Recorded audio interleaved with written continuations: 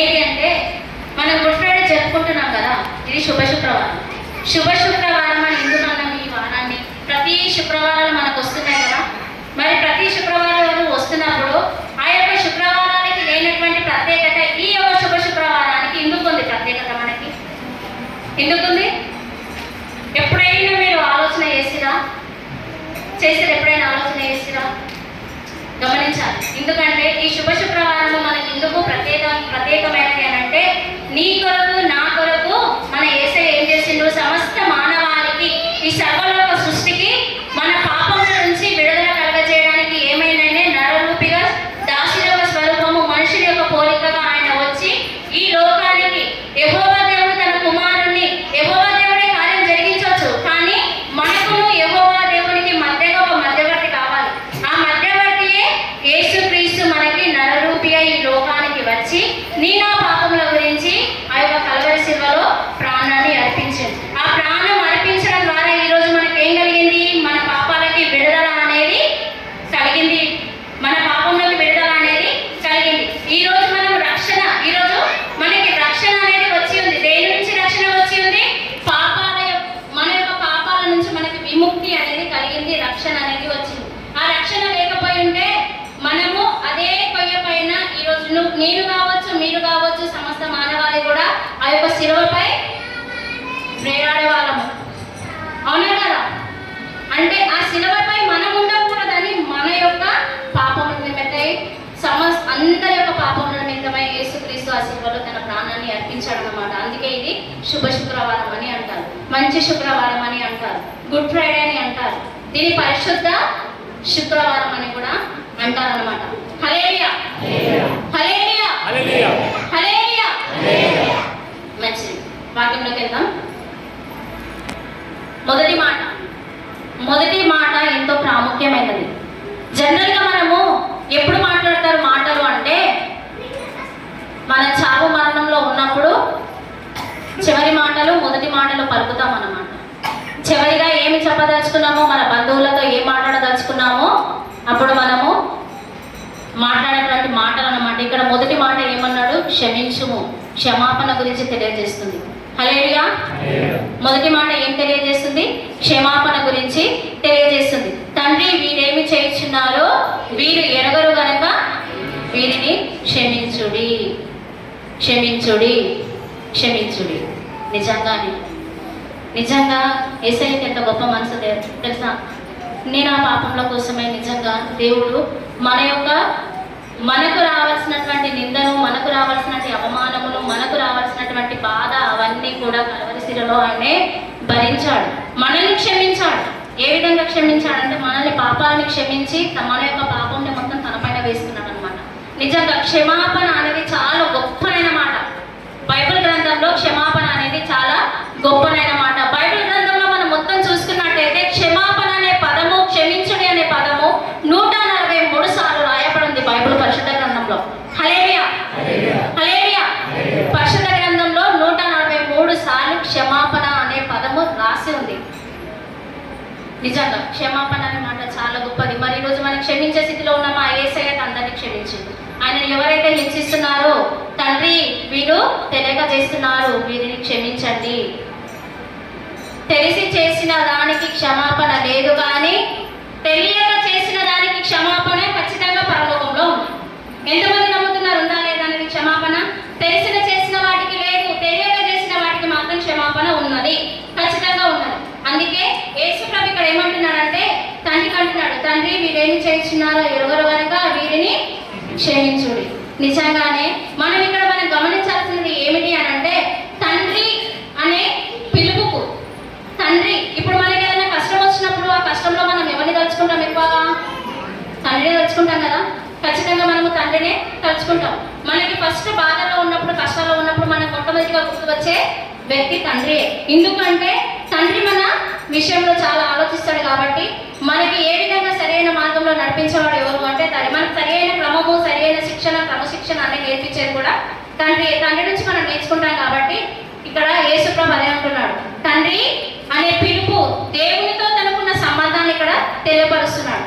దేవుని అంటే యెహోవా దేవునితో తనకున్న సంబంధాన్ని తెలియజేస్తున్నాడు. అంత బాధ సిలువలో అనుభవిస్తూ కూడా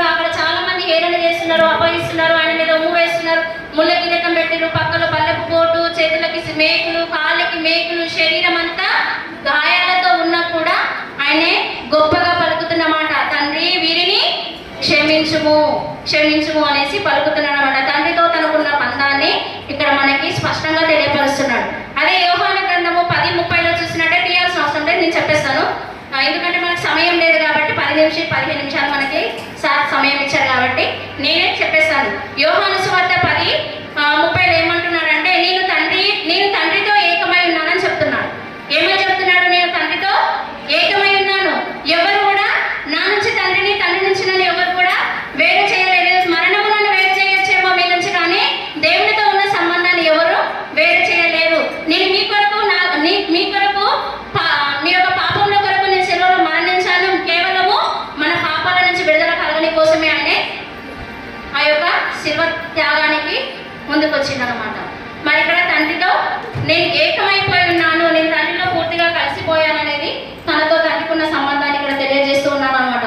ఆయన తండ్రిని గుర్తు చేసుకుంటున్నాడు అనమాట. ప్రార్థన చేస్తుండే ఇక్కడ ఏమని చేస్తుండో ప్రతి ఒక్కరి గురించి, అక్కడ ఎవరైతే యేసయ్యను హింసిస్తున్నారో, ఎవరైతే ఆయనని బాధిస్తున్నారో, ఎవరైతే ఆయన తృణీకరించారో, ఎవరైతే ఆయనని వ్యసనక్రాంతులుగా చేసిండో వాళ్ళందరినీ కూడా యేసయ్య విజ్ఞాపన ప్రార్థన చేస్తున్నాడు.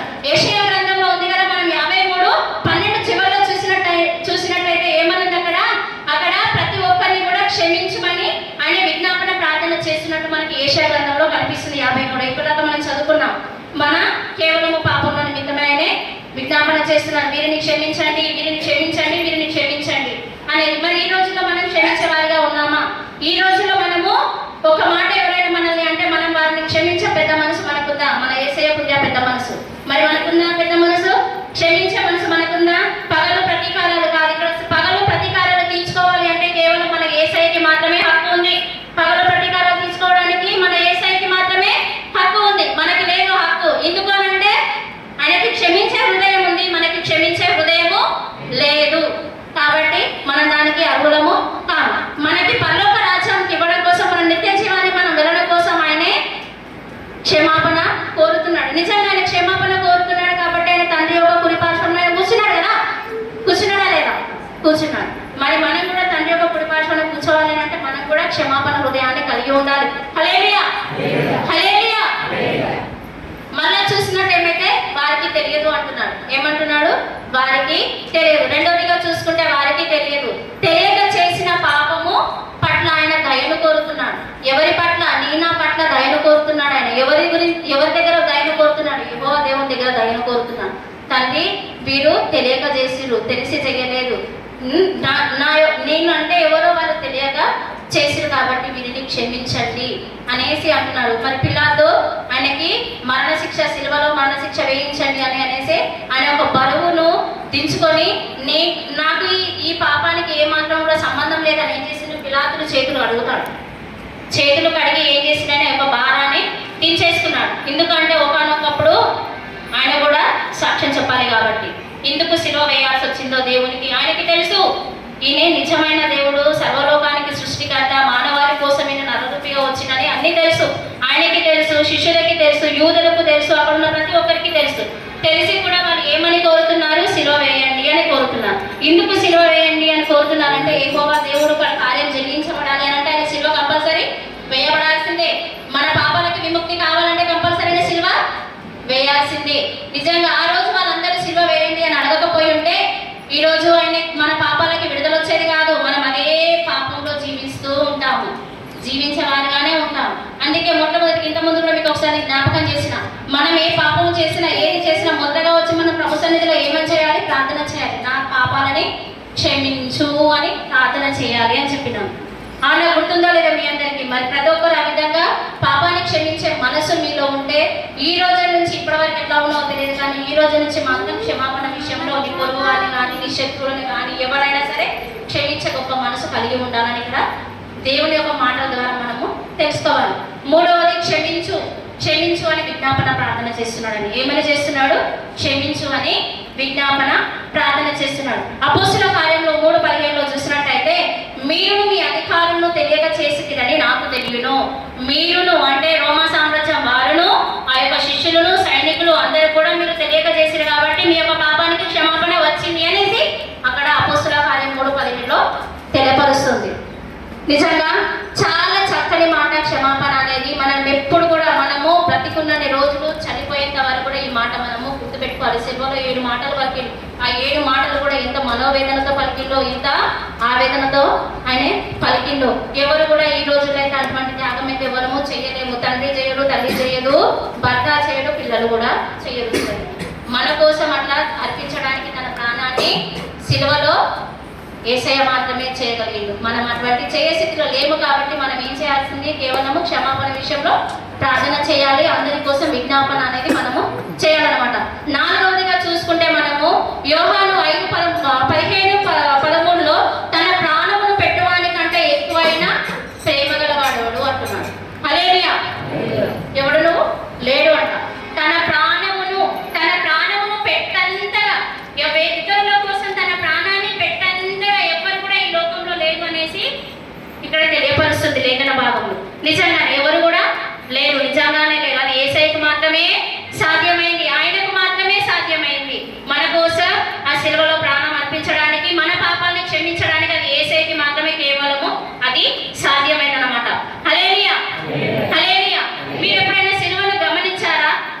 నిలువుగా అడ్డంగా ఉంటుంది అది కర్రలు. గమనించిరా? ఎప్పుడైనా దాన్ని గమనించిరా? దానికి దేనికి సాదృశ్యమో మీకు తెలుసా? ఎప్పుడైనా క్వశ్చన్ వచ్చిందా మీ మనసులో? నిలువుగా ఉన్నది అడ్డుకర్ర. నిలువు ఉన్న అడ్డుకర్ర దేనిది అంటే యేసు మన పాపముల గురించి క్షమాపణ కోరిండు. ఎవరి దగ్గర క్షమాపణ కోరిండు? తన తండ్రి ఎదుట క్షమాపణ అనేది కోరిండు. అంటే ఈ పాపాలు వీళ్ళకి సంబంధం లేదు, ఈ పాపాలు వీరు చేసిన పాపాలను నేను మోస్తున్నాను కాబట్టి, నేను వదకు తేబడిన గొర్రె పిల్లగా నేను వీరొక పాపంలో నేను మోస్తూ ఉంటున్నాను కాబట్టి వారిని క్షమించు అనేసి ఆ యొక్క నిలువు కర్ర సూచనగా ఉంటుంది. అదే అడ్డుకర్రను చూసుకున్నట్టయితే అది మన గురించి తెలియజేస్తుంది. ఏమని తెలియజేస్తుందంటే మన ఎడల, మన కొరకు ఎవరైతే విరుద్ధంగా మనకి శత్రువులై ఉన్నారో, విరుద్ధంగా పాపం ఎవరైతే చేసి ఉన్నారో వారిని క్షమించమని ప్రార్థన చేయాలని అర్థమండి. హల్లెలూయా, హల్లెలూయా. ఏమని అర్థం? అడ్డుకర్ర ఇతరుల పాపము విషయమే విజ్ఞాపన ప్రార్థన అంటే క్షమాపణ అడగాలనేది ఆ యొక్క కర్రలకు సాదృశ్యం. నిలువు కర్ర, అడ్డుకర్ర సాదృశ్యం అన్నమాట. ఈరోజు మరి నువ్వు నేను ఆ విధంగా జీవిస్తున్నామా? యేసయ్యలాగా మనం జీవిస్తున్నామా?